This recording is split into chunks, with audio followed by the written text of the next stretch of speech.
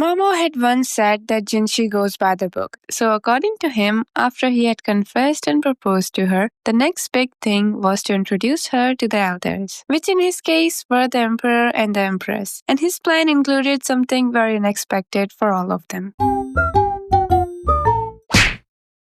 So it was the middle of the night, and Maomao was sitting in a carriage as a secret letter from Jinshi had arrived for her after she finished work for the day. His summons had never been good news for her, and she didn't have high hopes for this one either, but she was in no position to turn him down. The last place they had seen each other was the Go tournament, which was held by Lacan, where the winner would get a favor from him. Jinshi had joined the tournament, and he had also practiced really hard for the game, because he really wanted the favor. And I think we can guess what he would have asked for if he had won against him. He obviously didn't, but he still went on with his plan.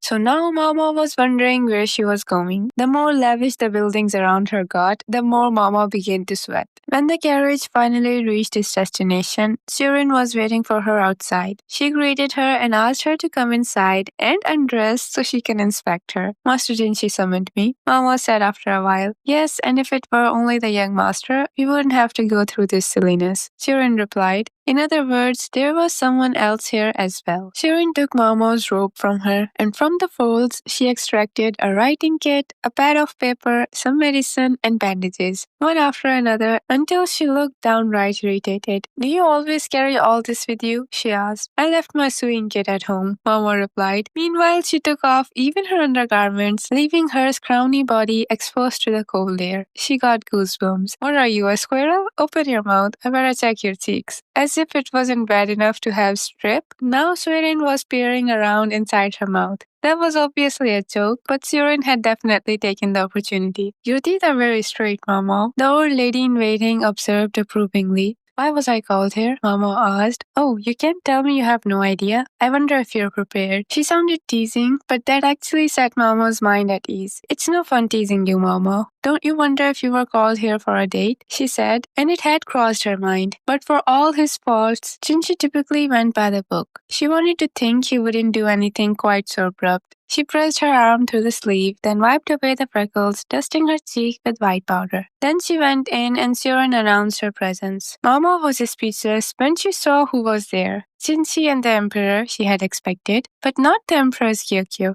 A most entertaining company you've gathered, Moon Prince. Whatever do you have in mind? Gyokyo asked, hiding her mouth with her sleeve as she laughed. I agree, and I wonder the same thing, the Emperor said. With her here, I'm sure it's something very intriguing indeed. It feels downright domestic here. What's going on? Maomao thought. No matter how she sliced it, she was out of place in this room. Was she here to amuse them? She tried to think of a joke from the pleasure district, but she wasn't sure if Jinshi and the Emperor would enjoy it. Then she thought that she could have bought her night visit manuals, but those wouldn't have worked either, because even if the Emperor enjoyed them, she couldn't display them in front of Gyokyo. And anyways, Surin would have found and confiscated them during her search. She was still wondering what she should do. Then suddenly she saw something that made her doubt her own eyes. A small tray had stones and other things arranged like a miniature garden, but it contained velvet antler, dragon bone, and bear gall. Medicine she instantly realized as highly valuable. Surely they would have known that such a prize would never escape her notice, no matter how casually it was placed. She feared she might start to drool as she gazed at the medicines. Whatever do you have in mind here? Empress Gyokyo asked. Is Maomao going to solve a fascinating mystery for us? Her eyes were sparkling. Maomao kept one eye on Gyokyo, but she left her gaze wander the room. And soon she found more medical goodies just casually laying there. Among the tea leaves, she spotted mint and cinnamon. No, Maomao rolls is yet to come. First, I might ask you to listen to what I have to say. Jinshi smiled broadly as he stared the large brazier that stood by the far wall. I can do that, Maomao said, her eyes sparkling. She was wondering if there might be something related to the medicine in the brazier as well. No, not today. I'm the one who summoned you here, and now I order you to have a seat. Jinshi said. He gestured to one end of the couch, and Maomao had no choice but to sit. So what is this mysterious thing you wish to say to us? The Emperor asked, stroking his beard and narrowing his eyes. There was wine on the table as well. Maomao's eyes lingered on the alcohol. She thought, drugs are good, but I like wine too. Would you like some? Empress Gyokyo asked. She had observed her stating the drinks.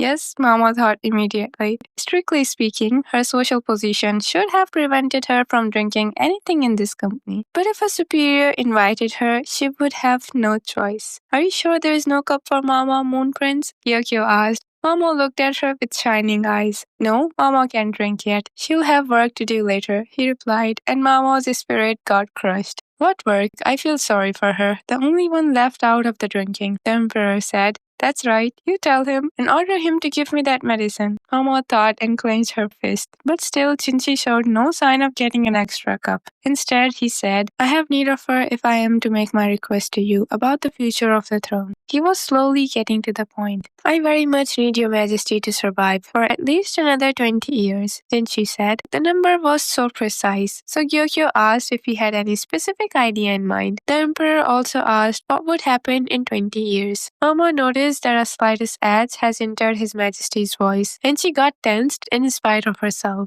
That is when the crown prince will assume his royal title and I can finally relax, Jinshi said. Then he went on, saying that at 10 years of age, he will still be a child. At 15, he will formally enter adulthood, but it will be hard for him to have confidence in him at that time. By 20, he will still be rather young, but if they ensure that he's surrounded by good people before then, there will be no problem. What was Jinshi talking about? Mama felt herself break out in goosebumps, despite the pleasantly warm room. She might even have gone pale had she not spotted some caterpillar fungus nearby. The Emperor set down his drink and narrowed his eyes. He no longer looked in such a good mood. Perhaps you'd care to tell us what you based this scenario on. It wasn't really a suggestion, and that was what made it so scary. If you just call me here to listen to unsettling conversation, please let me go home. With souvenirs, Mama thought. She wished she could plug her ears and hide in a corner of the room. Empress Gyokyo was not looking much at ease either. My basis is this. If anything were to happen to your majesty at this moment, the court will expect and urge me to take the throne. Then she said he was already facing marriage proposals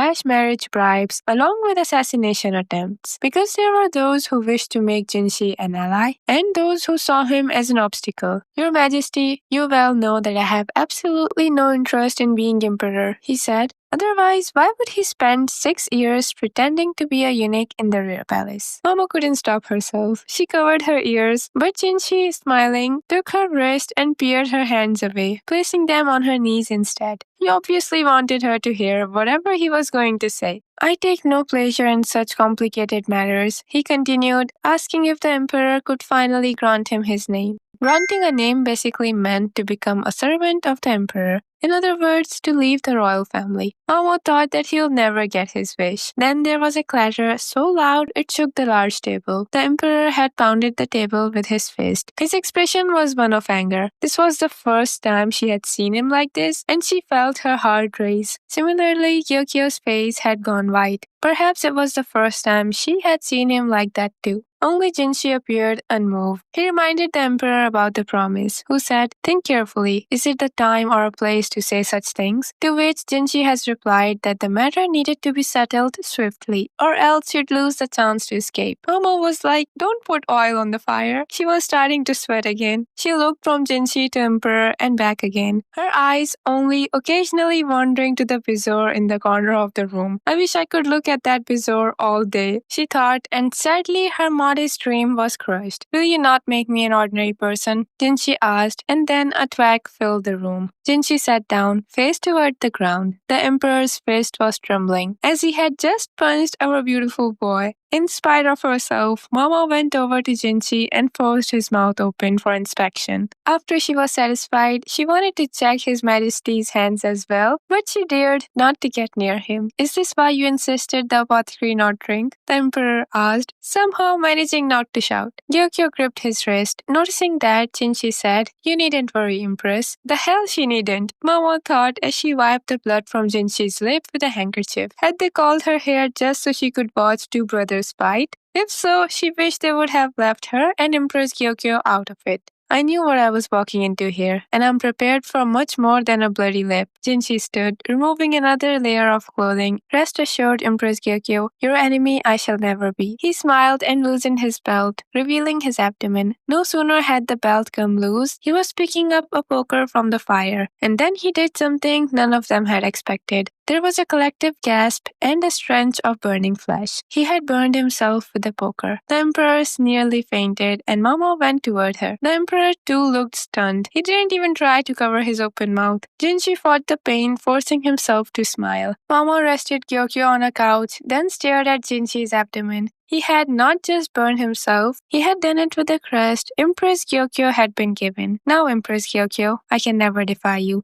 Even His Majesty should depart this world. I cannot and will not threaten the Crown Prince. Jinshi said. However, the Emperor didn't say anything. His face, which had been contorted with rage, was now blank. He couldn't have dreamed that Jinshi, the imperial younger brother, would brand himself a slave. There was only one thing for Maomao to do. The extremely high temperature of the burn prevented much bleeding, but it was still red and swollen. She washed her handkerchief in a cold water and pressed it against Jinshi's side. She looked around the room, searching desperately for oil and beeswax and anything that could treat a burn. Angry that she had no tools to work with, she took an expensive-looking bowl off the shelf and started crushing the oil and beeswax together, all while grumbling, "You damned masochist." She then saw the Emperor sitting down on the couch, mumbling, "Did you really hate it that much, the idea of becoming Emperor?" "I always said I did, didn't I?" Jinshi replied. "If you still insist on my remaining in the line of succession, I'll just have to make a nice big wound in my left cheek too." Maomao immediately clapped her hands onto the side of Jinshi's face, but he smiled, saying that was a joke. She let go of his cheeks, but she couldn't let her guards down. There was no telling what he might do. Empress Gyokyo was unsteady, but still conscious. Jinshi looked at her. "Empress, I know you were hoping Maomao could be your serving woman forever, but perhaps I could ask you to abandon that dream. Now that I have this mark, I can't let just anyone see my body." "Well, whose fault is that?" Maomao thought and rubbed the mixture on Jinshi's skin. "I can't even ask my lady-in-waiting to help me change my clothes now, let alone allow a doctor to see me." And above all, he got to his feet, wrapping one arm around Maomao's torso and pulling her up with him. She tried to protest and fight him, but with his wound right there, she couldn't struggle too hard. "My wife will have to be the woman I can trust implicitly," he said, and that made Maomao go pale in a hurry. She looked up. From her place in the crook of Jinshi's arm, she could see that he was wearing a fine smile. "Is that what you were really after?" Gyokyo asked, scowling. "I'm not sure what you mean," Jinshi replied, choosing ignorance, even though Maomao was still tucked under his arm. Maomao reached out toward the Empress, desperate for help. Gyokyo, however, only gave her a pitying look and shook her head, saying that she was half responsible for this. Maomao really wanted to protest her innocence, to say that this had nothing to do with her. But Jinshi placed a hand over her mouth, silencing her. "And if you are responsible, then I must ask that you live up to that responsibility," he said, so there would be no help from Empress Gyokyo. Maomao looked at the Emperor. He stared vacantly back at her and Jinshi. "Is that the path you've chosen?" "It is," Jinshi replied. "And you won't regret it?" "I won't." Jinshi was sure, but there was a sadness, a loneliness in Emperor's eyes. For a moment, it looked like the ruler was going to say something else, but then he looked at Gyokyo and swallowed it. Instead, he said, "I'm going back. My guards will get cold if they have to stand out there all night." The Empress went along with him, leaving Jinshi and Maomao alone. "You may drink after you're tended to my wounds," Jinshi said. Maomao's mouth hung open and she stared at him. She was desperate to leave the room with the Emperor and the Empress, but she couldn't let his injury go untreated. She hung there between a rock and a hard place, and also between Jinshi's torso and underarm. Then he finally took his hand away from her mouth. "I wasn't sure what would be useful, so I tried to collect as many medicine as I could," he said. Maomao didn't say anything, but she felt her heartbeat quickens in spite of herself. "You may use it freely, any of it, as much as you like." Jinshi seemed to be in high spirits, even after getting hit in the face and harming himself with a burn. She wanted to hurry things up and go home, but he said, "The night is long still. We can take our time." She insisted, and he pursed his lips. "What has you so displeased?" he asked. "Displeased? I hardly know what's going on. Who presses a brand into their own side?" Maomao said. "A damned masochist, that's who," he replied. His words, not mine, she thought, though she had called him the same thing just a while ago. Then Jinshi moved toward the inner room. So Maomao asked where they were going. "I'd like to get some sleep after I have been treated," Jinshi said, and she pressed that she could finish treating him in the sitting space. "No, you can do it while I'm laying down," he simply said, Mama wanted to turn violent, but she still couldn't. Meanwhile, he led them into the inner chamber. "Or don't you wish to accompany me into the bedroom?" he said teasingly. Now she really had nothing to say, so she glanced away from him. Didn't she breathe out, saying, "You don't have to worry. I understand." Then he stroked her bangs. "Anyways, I'm told I'm decently sized." Mama almost choked. Jinshi's smile had never looked more wicked. "I mean, they have came a long way. And even though we haven't even gotten the third season yet, I'm already praying for the fourth one." For Maomao, the nightmare refused to end. She was still slung under Jinshi's arm and was now dragged into the next room. She couldn't even fight. Her heart pounded, although she could very well be in danger here. As an apothecary, Mama was drawn to the injury, and as she was trying to decide how to treat him, he finally put her down, and then he collapsed onto the bed right away. "Does it hurt?" she asked. "I must say it does," he replied. "It might be slightly numb now, but pressing a burning brand to your own skin was always going to be painful." Jinshi's pain, however, appeared to be something else. Feeling a wave of regret, sir, Mama found herself asking. The man who until moments ago had seemed in control of everything was now leaning his forehead against the bed and weeping, and he himself might not have been aware of the tears pouring from his eyes. Jinshi thought about what he could regret. It was hard to put into words, but he did not appear to regret his injury. Much like when he had sustained the wound to his cheek, he had actually seemed pleased. Then why was he so depressed? Mama thought. There was a spatula for stirring medicine, but no bladed instruments. His Majesty looked less enraged than sad. "May I take it, sir, that grieving the Emperor was not your intention?" she asked, and he agreed that he only wanted him to get angry. Mama thought this had to do with the relationship between Jinshi and His Majesty, and Adwo as well. Supposedly, one needed objective proof to change a hypothesis into a certainty. Mama was trying to find that proof among human emotions. What a very vague and unscientific place to look. And yet, having seen the Emperor's eyes filled with sadness and the way he hesitated in front of Empress Gyokyo, Mama could only think that Jinshi was the current Emperor's eldest son. "I just keep learning things I'd rather not know," she thought, then sighed as she looked at Jinshi. Things seemed to have calmed down a bit, so she got up to make her way to another room, but Jinshi immediately grabbed her wrist. She told him she was just going to another room to get medical ingredients, but Jinshi rose up from the bed and began opening the drawer of a cabinet. There were enough medicine there to make Maomao's head spin. She thought she might devolve into waving and drooling. She wanted to burst into her happy dance, but she fought the urge and took a deep breath instead. Jinshi's eyes on her were piercing. She took the balm from there and stood before Jinshi. "Master Jinshi, I'm going to treat your injury now. Please let me see it." She tried to get him to sit back down on the bed, but he spun around and sat her down instead. "What do you think you're doing, sir?" She looked at him, hoping her displeasure was evident. His fingers brushed her chin. She raised her head, trying to avoid him. "You're going to pretend you can't imagine? When we've come so far, no one else can serve as my nighttime companion now." He smirked, trying to tease her, but fat droplets of sweat showed that he was reaching his limits. Mama simply refused to speak. Annoyed, she grabbed his robe, which he was still only half wearing. "Which of us is it that lack imagination? Did you think I wouldn't be angry to be put in this position?" She stretched until they were almost nose to nose. "What you're doing is tyranny, Master Jinshi. A damn dirty trick meant to tell everyone what you want. You don't care about anyone else. You don't care about your status. What you've done is self-centered and masochistic, and so deeply exasperating that I don't even know what to say about it." She finally gave him a piece of her mind.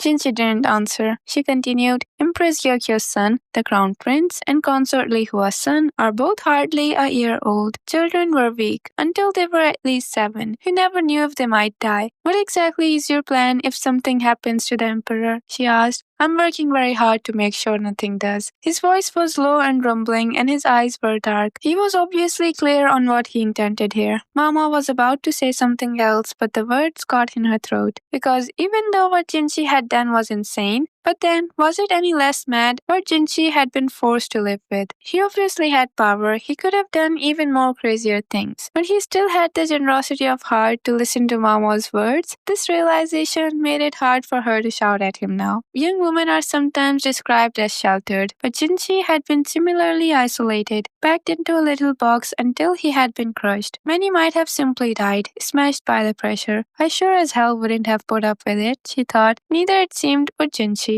Just like Maomao, he would fight back. try to escape. But unlike Maomao, he would do more than simply let his emotion run away with him and let his feeling dictate his actions. He was a person who thought things through, and at the end of all his thinking, he had come to the most Jinshi-like conclusion and had acted on it. I always loved how detailed his character is, and this scene just explains it more. But it's sad that there are still some people who see him as nothing more than a guy who is obsessed with Maomao. He is so much more, and his decision to not become the emperor is his own. It's not influenced by Maomao. It never was. He isn't running away from the crown prince title because Maomao doesn't want to be in the spotlight. He had been doing that even before Maomao joined.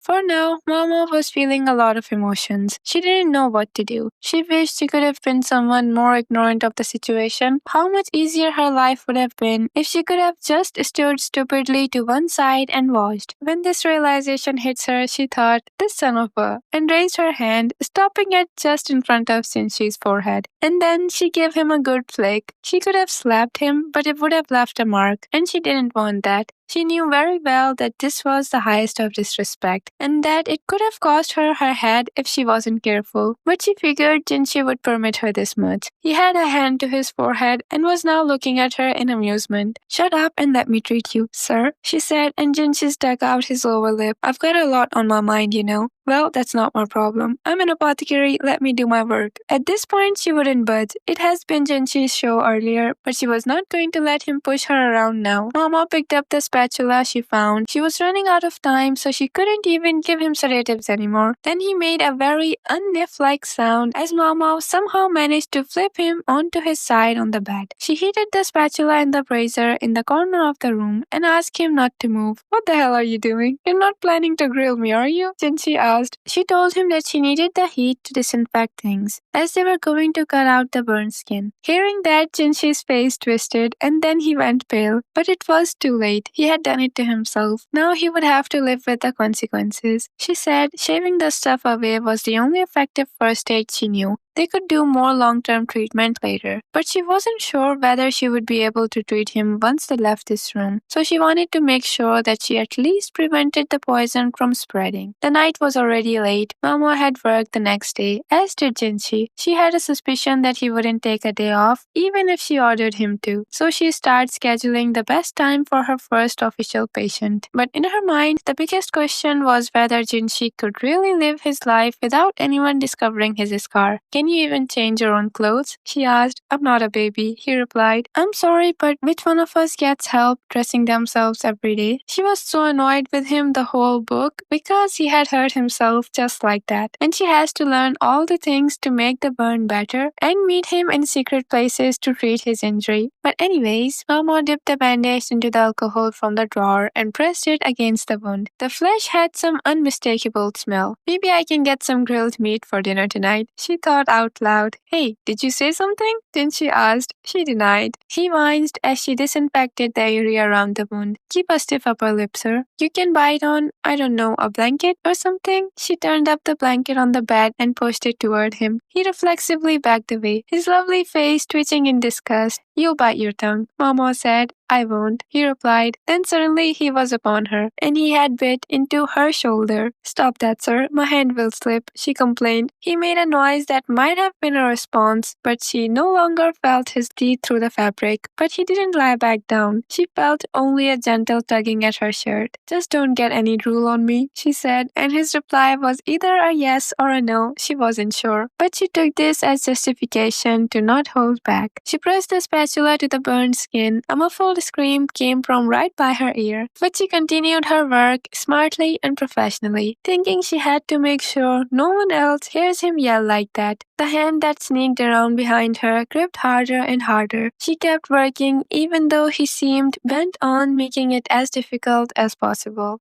Now, I'm not sure if it's just me who felt like she was already acting like a wife for him in this scene. I mean, one can argue that Mama acted that way because she's so much into medicine and everything, but I am a little delusional. Alright, that was it for the video. I hope you enjoyed it. Thank you for listening to me. Take care of yourself and goodbye. No, you'll never be the same. I don't really want to hurt you, but I can't control the pain. If you're sticking by my side, maybe we could be okay. Okay, maybe you could be the change.